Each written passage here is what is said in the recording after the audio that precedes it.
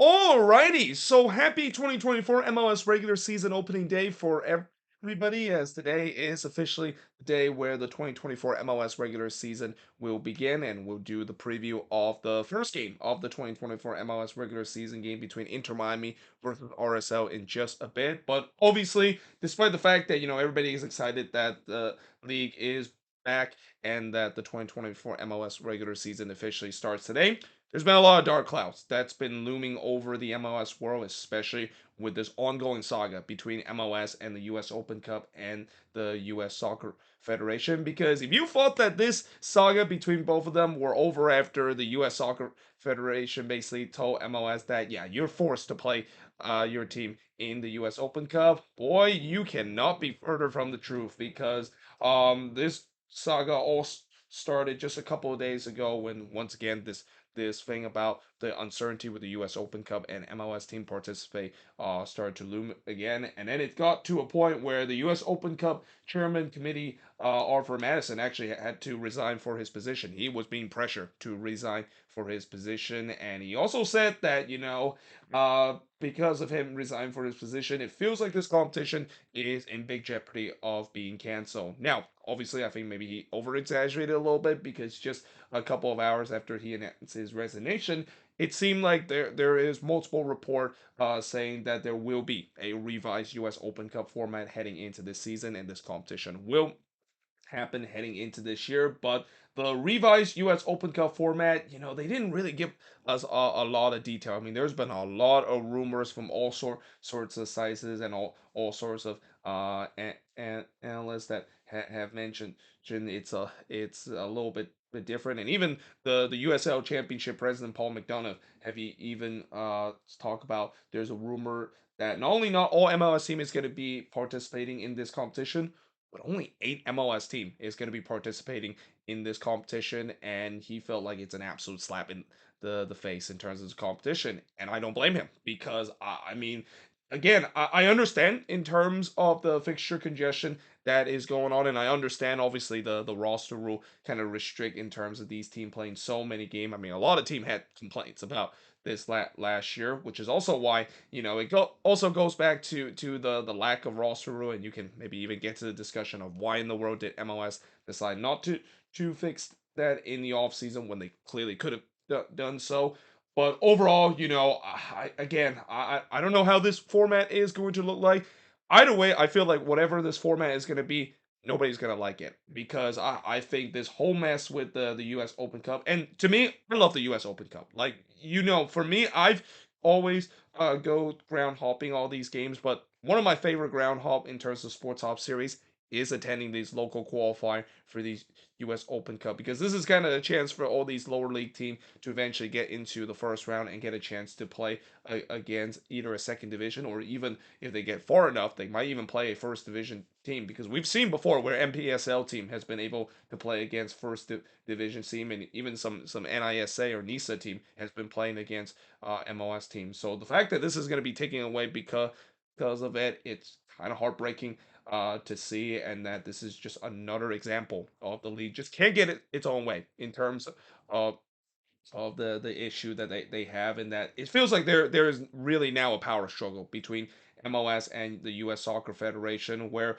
the US Soccer Federation, I know some people say, well, why not just strip their D1 kind of league? Well, I don't think that's going to work out so much, especially with the way that it feels like MLS right now has the monopoly over the US Soccer Federation. That, yeah, you have to, it's almost like you have to rely on us, or else stripping them into first division, right? I don't think that's going to solve any issue. If not, maybe make it even worse in terms of the landscape that is going on in the American soccer landscape. But either way, this whole mess, I feel like could have easily been avoided. Going back to what we talked about, the roster rule, where I just don't understand why they did not decided to expand the roster rule. Like, they knew that teams are going to be playing in a lot of competition. And this also goes back to the controversy in terms of the Leeds Cup as well. I mean, this whole thing, it just kind of spiraled in terms of all the talking points and all the negative that is going on, not just in the US Open Cup, but also in the Leeds Cup competition as well. I will not be surprised if the Leeds Cup attendance is going to be very very low. And I also will not be surprised if both MLS fans and even some Liga MX fans are going to boycott this, because I said this before. As much as I enjoyed the Leagues Cup competition last year, it is still a cash cow. When it was first announced, I thought this was a cash cow, and that I get that. Yes, MLS and Liga MX want to have a strong partnership, but to just have a cash cow like this, and especially, nowadays it feels like money is basically the number one thing over heritage. And as sad as that, of course, is the case, it's just kind of a reality. We've seen it not just in the US, but also in the world football, where it feels like money is now come first, rather than the heritage and the prestige that we see in this game has brought us in. And it feels like this is an example of it, the fact that MLS is really focused on the Leagues Cup. And you also notice that MLS haven't really talked too much about the CONCACAF Champions Cup this year, uh, besides the previous year. I'm also fearing that, eventually things are gonna just go spiral so out of control that the worst case scenario is that they're gonna get rid of the CONCACAF Champions Cup. And the CONCACAF Champions Cup, say what you say about that competition, and say what you say about how CONCACAF does a poor job in terms of promoting it, and also the fact that they're broadcasting these games that are really hard to find. I mean, I'm pretty sure everybody don't have FS2 available for them to watch your team playing the CONCACAF Champions Cup. But just the excitement of the tournament, and just the tradition that this competition has bring, and not to mention this is the premier uh, confederation tournament that we see with other tournament like the UEFA Champions League and even Copa Libertadores. I really hope they don't touch the CONCACAF Champions Cup. It's such a great competition with so much history, and that, with what's going on right now, I do fear that that could be the next competition that could be targeted as a competition that could potentially go away, just like the situation that's going on with the US Open Cup. But that maybe it's just me kind of just thinking about the worst case scenario. But again, I'm seeing this situation, and it just feels like we are heading to a situation where MLS, all they care about is money. And I get it. Yes, they want to have have the best to generate revenue, because that's just how modern business and modern capitalism works. But at the same time, the fact that they're clearly ignoring the heritage of what makes them great. And not to mention, this over messy kind of hype and marketing really, it has not helped in terms of this league. I mean, it helps in terms of the league growing some sort of casual fans. But what happened when Messi does leave? I mean, the league is going to be back into the position that they are, and instead of that, they're not really generate even more casual fans in terms of really staying in the league. This is why when Messi does leave this Inter Miami team and eventually leave this league, I'm interested to see how the league, the popularity, and also just in general, even Apple TV and the MLS season pass, how much the subscription is going to be dip. And this is where it could be concerned if you're MLS and Apple TV. The fact that we have heard that they've already have some concerning numbers before Messi arrived. Obviously, when Messi arrived, that Apple TV kind of revenue did go up. But yeah, there's a lot of concern about that once he does leave, and that this league would put in a very very big crossroad that they just got to figure this out if they want to continue to grow this league. Now, moving on into the next news, as I spent a lot of time talking about, because it's pretty much the biggest talking point right now as we head into the regular season. But obviously, another big talking point is Kai Wagner. So I kind of mentioned this yesterday in my review of the Union versus Saprissa game. So Kai Wagner, he actually will be available for the first game after completing the MLS restorative practice program. Now, originally he was supposed to be suspended because of making racial remarks last season in the playoffs, and obviously a lot of people are not happy this is the decision that MLS have decided to reach. And I don't blame them, because I'm pretty sure right now Cincinnati fans are going to be very upset about this decision. And that, well, what about Matt Miazga's situation? I mean, Matt Miazga probably complete the same program, so why does he get a free pass? So you're basically also saying that, well, it's not okay to basically talk bad about the referee, and decided to have a confrontation with the referee after the game. But you're saying it's okay. The fact that if a player just go through that program and they learn everything after making a racial remark, that it's good for him to keep get him back into the game. Again, it just feels like this.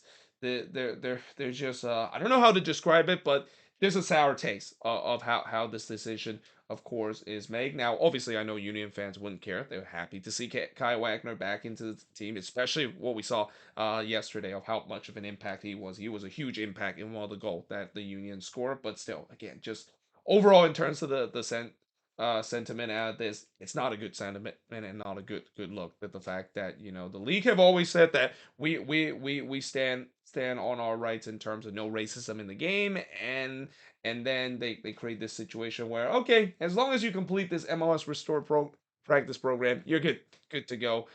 Even though no many people will say that, yeah, that shouldn't be it. He should still face the suspension that he would receive last year.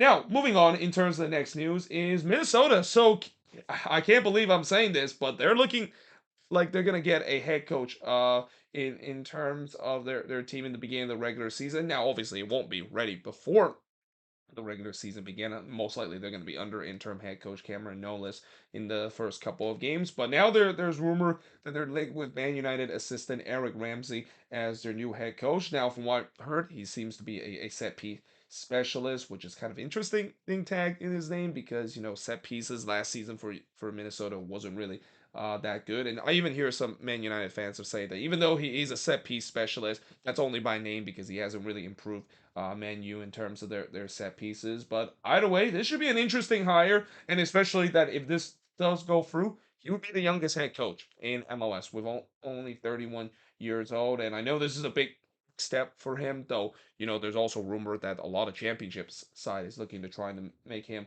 a head coach as well. So this should be interesting. It should be interesting to see how he's going to do. Not to mention he also have history of being a head coach in the youth system. He actually coached the Chelsea U23 team before joining Man United. So I think the other good thing about him coming here is that he's going to promote the youth in movement in this Minnesota United team. I mean, this Loons team under Adrian Heath, he didn't really give a lot of chance to a lot of these youth players, and that I always feel like that's going to be some area that I think they should focus because with the way that there are other teams that have also focused on their youth academy. I wish Minnesota was going to do so, and especially promote some good young talent there because there are some good hidden young talent in the Minnesota region, but because of the fact that they neglect that, that's why we haven't seen a lot of young talented player that come out of that region, and even some young players that came out of the Minnesota Academy have now joined other team and had some success. I mean, we saw it with Caden Clark when he joined the Red Bulls, and I think Minnesota realized that they made a huge mistake of that, so they brought him back. And then we also saw Basil Jackson of him going to St. Louis and how much of an impact he has made so far for St. Louis City. So yeah, great to see that we will have a head coach that of course will promote that, and also not to mention just a new fresh faces. I mean, it's great to see Adrian Heath has coached this team for as long as possible, but it was pretty clear that this team needed new voice, and we'll see how this is gonna go. Well, now Inter Miami. So obviously coming into this game later tonight against RSL, they knew that they had to comply with the roster rule, and because of the controversy that's surrounding that, they knew that they had to shred some talent, and they did. They transferred Gregory to Botafogo and also exercised a buyout of Corden John. Now, obviously, the Corden John buyout, it's not a big surprise because I've heard from Miami fans that they said that this was a possibility, and indeed it is. But the Gregory transfer to Botafogo, which continues this interesting kind of relationship between MLS and the Brazilian Serie A, where it feels like they might not admit it that they have a partnership with each other, but it clearly is the case because we've seen a lot of transfer that's going left and right between MLS and the Brazilian Serie A. But obviously, this is going to be a big loss for Inter Miami. I mean, Gregory. Yes, I know. No, he hasn't really looked that well ever since he come back from the torn ACL injury that he suffered. But still, I do think that that's mainly because it's always tough to try to come back from well, I was gonna say a season-ending injury, but kind of like a long-term injury that kept him now for a very long time. And not to also mention the fact that they lose their captain in this. Well, at least their former captain, that is, because we know Messi is the new captain for this Inter Miami team. This is going to be a bit of a loss, especially in the defense, and this is where I am concerned about this Inter Miami defense, because for a while Gregory was a big protection of that defense. I mean, some have said that John Mota will definitely steps up into that role, and that will to be determined whether that is the case. But still, a pretty big loss for this Inter Miami team, but one that I think they had to do because they had to comply with the roster rule. Now, another thing that is also interesting that was announced is that it seems like the Federico Redondo transfer saga has now ended in a positive note, because it feels like, after there was a lot of discussion about how, Inter Miami might have broke another rule with the way that they can't sign a replacement player, or a U22 player for more than the guy that they put him on the long term injury list, which of course is Facundo Farias, and this is clearly a Facundo Farias kind of replacement. It seemed like now looked like maybe everything is been smoothened out, and that Inter Miami has the green light to now sign Federico Redondo, and that it is report that is going to be $8 million plus 15% sell on fee. So right around the same number that it was originally reported. And overall, I think that's going to be a good signing. And even though I know it will be determined whether if he can have a similar effect to what we see with Facundo Farias did to this Inter Miami team. Overall, from what we heard about his talent, I think he can definitely do so. I mean, they really need a player that not only can take the pressure off of Messi, but another attacking piece on this team that add in already more firepower to this Inter Miami team. Now, speaking of Inter Miami, they also are looking to add Franco Escobar from the Houston Dynamo. Now, Franco Escobar did not play against St. Louis yesterday in that game that the Dynamo play in the CONCACAF Champions Cup, and it seems like this rumor of him coming to Inter Miami might actually happen. And it's interesting because, Franco Escobar, he was a big part of that back line for the Dynamo. As I mentioned, this Dynamo, or not this Dynamo, but this Inter Miami team, they desperately need help on the defensive end. So if this move is going to complete, then yeah, I think this will be a great addition to this Inter Miami team. And also, not to mention, this used to be a Tata Martino guy. I mean, he was part of that championship side for Atlanta United under Tata Martino in 2018. So it's not a big surprise that he is one of the move that is being linked back. I would also not be surprised that if Tata Martino is still going to be staying past once Messi leaves this team, then maybe Miguel Almiron might be a player that could be linked with Inter Miami. Although I'm pretty sure Atlanta fans definitely do not want to see, like, that would be just as a big of a horror show as seeing Joseph Martinez joining Inter Miami. Now, Toronto FC, they actually have signed players, believe it or not. I mean, after a pretty quiet offseason, they decided that they have announced to sign Birmingham defender Kevin Long. Now, this is an interesting kind of signing. It's kind of an underwhelming kind of signing because he's been a bit of a journeyman in the championship. Some say that he is obviously are really good, but again, so far a lot of these TFC signings for the past couple of seasons has been turns out to be more bust than reward. So we'll see how this, of course, is going to do, and especially knowing that Toronto they have learned their mistake in terms of just decided to put band-aids in terms of fixing patchwork instead of maybe thinking the long-term plan. This is maybe the reason why this is only one of their second signing in terms of the offseason. This is a team that is clearly going for a rebuild, and the team is trying to get rid of as much bad contract as possible to really moving into a new direction and rebuild the team.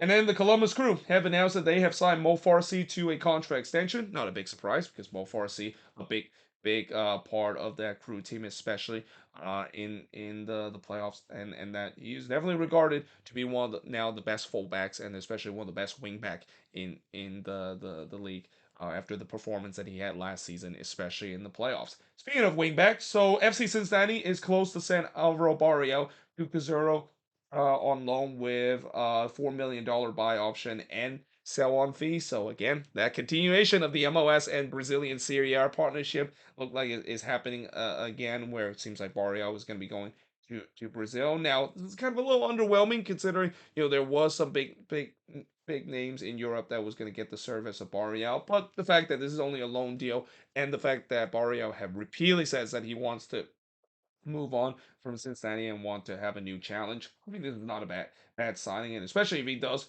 do well with Cruzeiro, and that the Brazilian Serie A is always a league that a lot of European team really focus in terms of buying some of their talent. If they can, of course, buy Barriel, Cincinnati will still at least get some sell-on fees, and I believe that sell-on fees is actually really high in terms of the percentage that they set in case if Barriel is going to be purchased by Cruzeiro on a permanent deal, and if he is going to be sell-on for a huge amount of money, FC Cincinnati is going to get some of that. Now, DC United. So they have announced that well, at least their supporter group have announced that they have protest. They're going to protest the club in regards to the partnership with Saudi Arabia. So unfortunately, it feels like DC is kind of doing the same thing that the Galaxy did in the beginning of the season. They're going to protest in terms of some of the bad things the club has done. And obviously, I'm not going to get too much into the political standpoint about why DC has decided to protest in terms of their partnership with Saudi Arabia, especially their being in terms of playing in Saudi Arabia for their preseason game, because I'm pretty sure everybody know why there's a lot of controversy surrounding about Saudi Arabia and their takeover in terms of all these sports event. But yeah, one thing that I'm pretty sure DC would hope not to repeat is similar to what we saw last season, where the Galaxy had a very similar protest, but this time only on their president, and then they got off to a bad start. Hopefully, that's not going to be the same case for this DC United team. And then T-Mobile have announced that they will not offer free access to Apple MLS Season Pass service for this upcoming season. Now, as much as that is kind of disappointing for all those T-Mobile customers that are very happy that they get MLS Season Pass for free, I'm not surprised. I think it was pretty clear that there was a sense that maybe they're not going to renew it this year. Though the fact that they announced it on the day when the 2024 MLS regular season is about to begin is a little bit short-sighted, but nevertheless, from what I heard, it's that there is still a loophole in terms of how to get MLS season pass, not like the full $99. If you actually decide to cancel your subscription and decide to go on a free trial and then pay $79 on it, you can save $20 in terms of this MLS season pass. And I also think that yes, there is definitely an ongoing debate in terms of whether the price is too high, especially you being able to watch your team. But again, with the way that today's market is, and that streaming is definitely the way to go. It really depends. Like for someone that doesn't really subscribe to too many of the other streaming devices, like Paramount Plus or Peacock or even Disney Plus. I think this is a good deal, but I can understand why an average consumer will say that. Well, this is ridiculous. The fact that I've already been subscribed to these other streaming devices, now I'm gonna have to subscribe to this to only just watch my team to play in general, because I know a lot of MLS fans that subscribe to the service. It's not really just to watch other team play. They want to watch only their team to play, and this is kind of the only way to do so. Yeah, I can understand the frustration in terms of that.